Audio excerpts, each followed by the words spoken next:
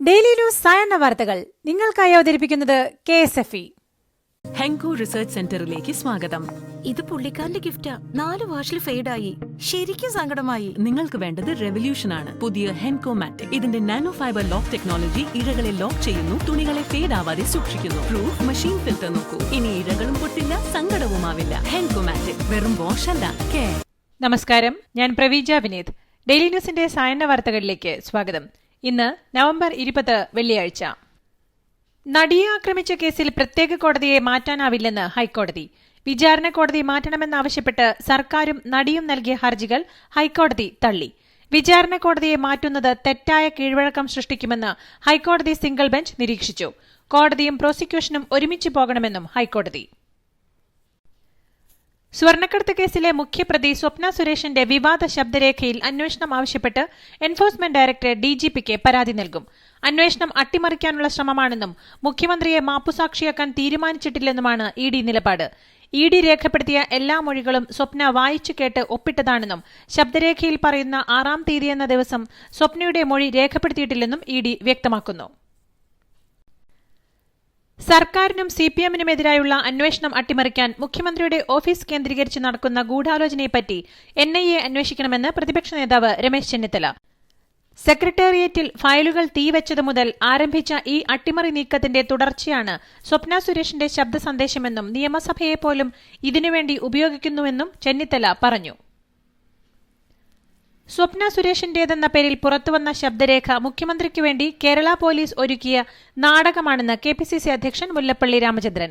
സ്വപ്ന സുരേഷിന്റെ പേരിൽ പുറത്തുവന്ന ശബ്ദരേഖ യഥാർത്ഥമാണോ? ജുഡീഷ്യൽ കസ്റ്റഡിയിലുള്ള പ്രതിയെ എവിടേക്കെങ്കിലും കൊണ്ടുപോയപ്പോഴാണോ ശബ്ദരേഖ എടുത്തത്? എങ്കിൽ ഗുരുതര സുരക്ഷാ വീഴ്ചയാണെന്നും മുല്ലപ്പള്ളി. ജ്വല്ലറി നിക്ഷേപ തട്ടിപ്പ് കേസിൽ റിമാൻഡിൽ കഴിയവെ പരിയാരം മെഡിക്കൽ കോളേജ് ആശുപത്രിയിൽ പ്രവേശിപ്പിച്ച MC കമറുദ്ദീൻ MLAക്ക് ഹൃദയ സംബന്ധമായ രോഗങ്ങളുണ്ടെന്ന് സ്ഥിരീകരണം. എൻജിയോഗ്രാം പരിശോധനയിൽ ഹൃദ്രോഗം കണ്ടെത്തിയതിനെ തുടർന്ന് MLAയെ ശസ്ത്രക്രിയയ്ക്ക് വിധേയമാക്കാനാണ് ആശുപത്രി അധികൃതരുടെ തീരുമാനം. ലഹരിമരുന്ന് കേസിൽ ബിനീഷ് കോടിയേരിയുടെ നാർക്കോട്ടിക് കൺട്രോൾ ബ്യൂറോ കസ്റ്റഡി കാലാവധി ഇന്ന് അവസാനിക്കും.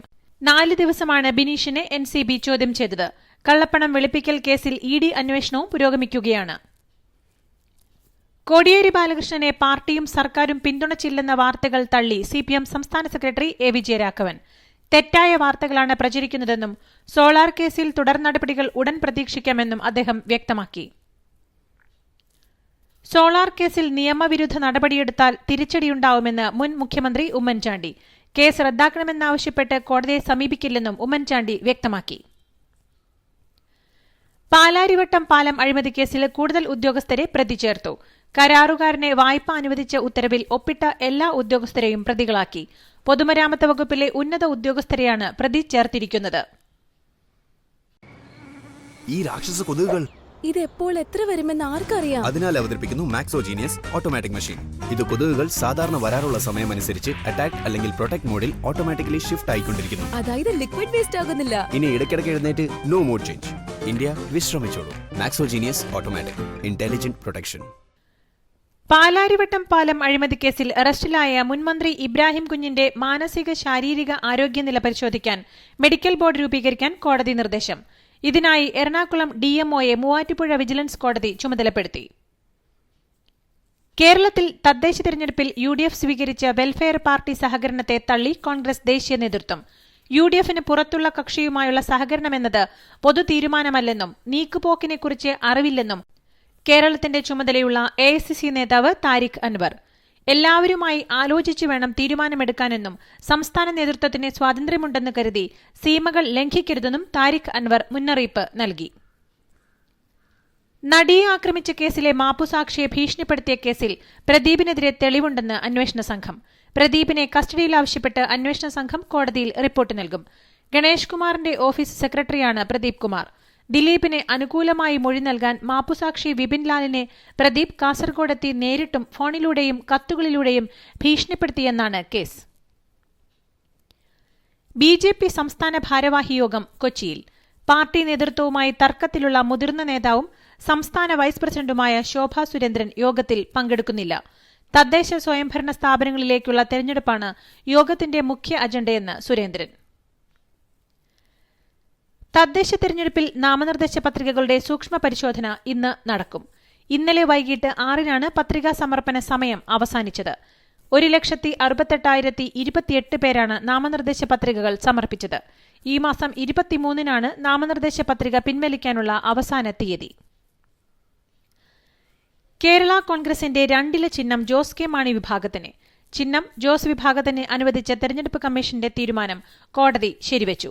തെരഞ്ഞെടുപ്പ് കമ്മീഷന്റെ തീരുമാനം ചോദ്യം ചെയ്ത് PJ ജോസഫ് സമർപ്പിച്ച ഹർജി കേരള ഹൈക്കോടതി തള്ളി. രാജ്യതലസ്ഥാനത്ത് വായുമലിനീകരണവും കോവിഡ് വ്യാപനവും രൂക്ഷമായതിനെ തുടർന്ന് കോൺഗ്രസ് അധ്യക്ഷ സോണിയാഗാന്ധി ദില്ലിയിൽ നിന്ന് മാറി താമസിച്ചു. ഡോക്ടർമാരുടെ ഉപദേശത്തെ തുടർന്നാണ് തീരുമാനം. എന്നാൽ എവിടേക്കാണ് മാറിയതെന്ന് ഇതുവരെ കോൺഗ്രസ് നേതൃത്വം വ്യക്തമാക്കിയിട്ടില്ല.